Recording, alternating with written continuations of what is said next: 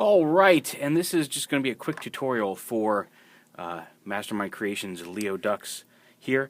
He showed up today. It's the final production sample, and I will be doing a more in-depth review showing off some of the differences between the test shot and the final motion, what's been improved, as well as doing a review of the whole figure. In a few days, my test shots actually got sent out to Xterry for a trade show out in California last weekend and have not made it back yet. So when those get here, I'll go through and do all the do a full review of Leo Dux, as well as Leo Dux, however you want to say it, as well as a comparison between the test shot and the final version, just to show you what delayed the figure and what was improved. And there have been many improvements. This is a much tighter figure overall. And the one thing that I'm going to talk about here, as you may have noticed from the thing, is the one addition that I did not have in any way, shape, or form on the original, and that is the LED Light Up Visor, which you can see work in effect right there. You can leave it off like that, and it looks like it's a really dark red up here. But in the shadows, it looks like his normal black visor, so you don't have to put the batteries in if you don't wish to. And then on the back of his head, there's a little button right here in the middle of his head. You just push that in, and that turns on the visor itself. Now, when I first got this, unfortunately, it got left out of the instructions how to install the batteries on this. And when I first got it, I unscrewed the whole head, pulled the circuit board out, and was trying to figure out how to fit the batteries in, because that's generally how third-party figures work. Usually, I remember especially with QuakeWave, you had to kind of squeeze the batteries in onto the circuit board and work it all out. And on this, it's actually not the case. First off, you want to pull this down, pop the head up, the whole assembly head up here, like you're transforming it. So you get a little easier access to the screws on the back of the head.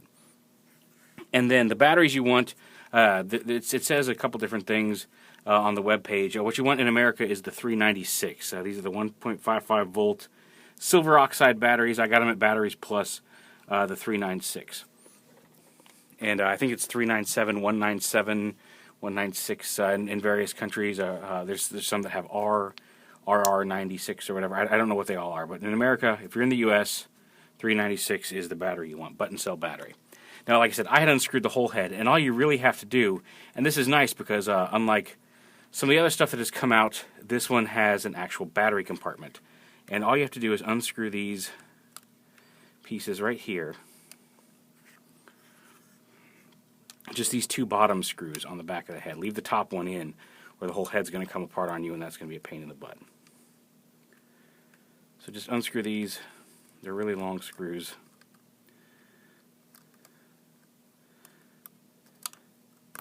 And pull this whole just this bottom panel off. It actually kind of helps if I rotate this around again. There we go, like this. There we go. It's a little bit more access. However, whatever's comfortable for you to get to the screws here. You pull this out, and right in there you can see there's the two batteries. They go 1 and 2, and you just take them. There's a contact in the bottom and one up here on the side. You just slide it under here, so you want to make sure the flat side is facing the out, up or down, however you're looking at it. The flat side faces out, and the little rimmed side goes face down into the front of the head. So you just slide it in right there.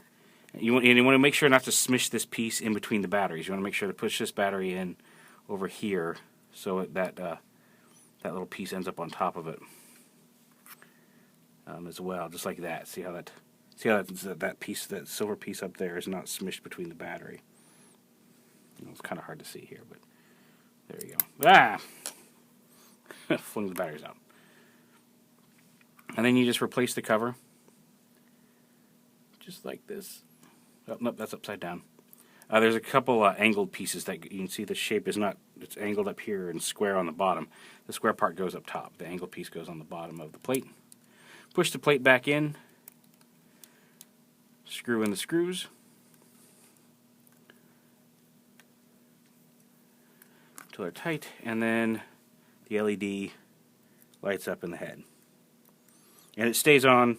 You click the button in, it stays on. Unclick the button, it stays off. So you can leave it on if you want. It doesn't only activate when you push the button. And then it's just a matter of bringing the head back down around. Oh, here, rotate his head. Put it back off the ledge. And there you have a Predaking with a light up visor. Very cool. So yep, there's a quick handy tutorial on how to put the batteries into your Leo Dux when it shows up. And those should be hitting any day now. I know they're on their way to retailers, so keep an eye out. And again, I'll have a full video review of this and the changes when the test shots get back here, probably sometime later this week.